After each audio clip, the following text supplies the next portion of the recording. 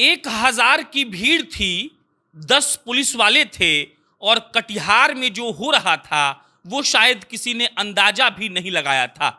कई सच ऐसे सामने आए हैं जिसके बारे में आप सुनेंगे तो आपको पुलिस वालों पर सवाल उठाने का इच्छा होगा।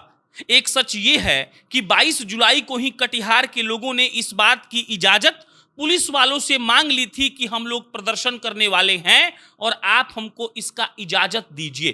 पुलिस वाले बकायदा कटिहार में प्रदर्शन करने का इजाजत देते हैं और जो बिजली ऑफिस के बाहर हुआ उसकी तैयारी पुलिस वालों के तरफ से नहीं की गई थी। कई ऐसे मीडिया वाले हैं जो वहां पर जाकर ग्राउंड से रिपोर्टिंग कर रहे हैं और दैनिक भास्कर की एक रिपोर्ट का जिक्र आपको हम करके बताएंगे और समझाएंगे कि कैसे कटिहार में जो हुआ उसको रोका जा सकता था। मोहम्मद खुर्शीद और सोनू शाह आज जिंदा होते, लेकिन बिहार पुलिस के चूक के चलते अब वो जिंदा नहीं है, उनको गोली लग गई। अभी हमें उसकी तस्वीर देखने को मिली, हमारा रोंगटा खड़ा हो गया, लेकिन फिर हमारे मन में सवाल आया कि आखिर ऐसी नौबत ही क्यों आई कि पुलिस वालों को फायरिंग करनी पड़ी। अब समझिए पूरे कहानी तरीके से। पहला आरोप यह है कि वहां पर जो 30 गांव हैं, उन 30 गांवों को 3 साल से 24 घंटे में महज 3 घंटे बिजली मिलती है। वो लोग इतने परेशान हैं कि उनका दिमाग खराब रहता है हमेशा बिजली विभाग पर। और 22 जुलाई को तमाम जनप्रतिनिधि मिलकर, मतलब कि वो 30 गांव के जो मुखिया थे, सरपंच थे, वो लोग मिलकर पुलिस वालों को इस बात के लिए दरख्वास्त देते हैं कि हम लोग 26 तारीख को अब यहां पर आकर प्रदर्शन करेंगे। पुलिस वाले बकायदा इस बात का परमिशन उन लोगों को देते हैं कि आप वहां पर प्रदर्शन कर सकते हैं। और उस दिन क्या हुआ, मतलब कि कल क्या हुआ कि 1000 लोग पैदल चलकर बिजली ऑफिस की तरफ थे। पुलिस वालों को पता था कि 30 गांव के परेशान है, उनको इस बात के लिए दरख्वास्त भी दी गई और उन लोगों ने ही परमिशन दिया था। और जब के पास 1000 हैं तब पुलिस वालों की सिट्टी पिट गुम हो जाती है। पुलिस वालों की संख्या थी 10 और प्रदर्शनकारियों की संख्या थी 1000। अब आप समझ लीजिए 10 पुलिस वाले कैसे 1000 प्रदर्शनकारियों को रोक सकते हैं। मामला बिगड़ता चला गया। मामला इतना बिगड़ गया कि पुलिस वाले कुछ नहीं कर पाए और प्रदर्शनकारी बिजली ऑफिस के अंदर घुसकर तोड़फोड़ करने लगे। तोड़फोड़ ऐसा हुआ कि कई बिजली के अधिकारियों को, वरिष्ठ अधिकारियों को चोटें आ गईं। पहले लाठीचार्ज पुलिस ने किया ताकि भीड़ को तितर बितर कर दिया जाए। अब जब लाठीचार्ज हुई तो लोग इधर उधर भागने लगे। उसके बाद जब लाठीचार्ज खत्म होती है तब भीड़ इकट्ठा होती है और इस बात की प्लानिंग बनाई जाती है कि कैसे इन लोगों को सबक सिखाया जाए।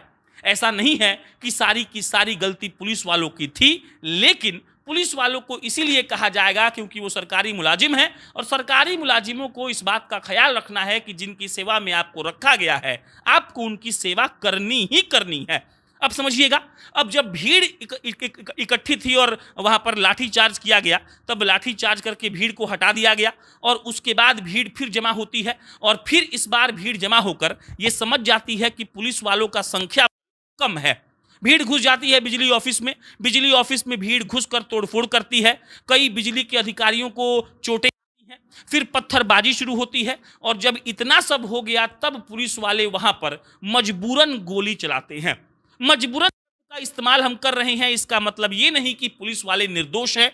इसका मतलब ये है कि पुलिस वालों से बहुत बड़ी चूक हुई है।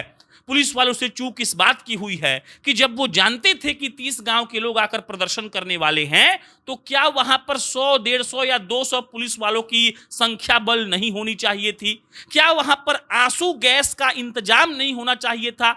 आपने लाठी मार दिया, लोग भाग गए, आप आंसू गैस छोड़ते, लोग आगे बढ़ ही नहीं पाते। लेकिन वहां पर फायरिंग करके जिस तरीके से 2 लोगों की जान ली गई है, आज पूरा कटिहार सहमा हुआ है। पूरे बिहार भर में इस बात की चर्चा हो रही है। 1000 की भीड़, 10 पुलिस वाले, आखिर सामना कैसे हो पाता? आप याद करिए भाजपा के रैली को, जब ये लोग राजभवन मार्च कर रहे थे, उसी रैली में भाजपा के जहानाबाद के महामंत्री विजय सिंह की एक तरीके से मौत हो गई थी। वहां पर कितने संख्या बल में पुलिस वाले तैनात थे?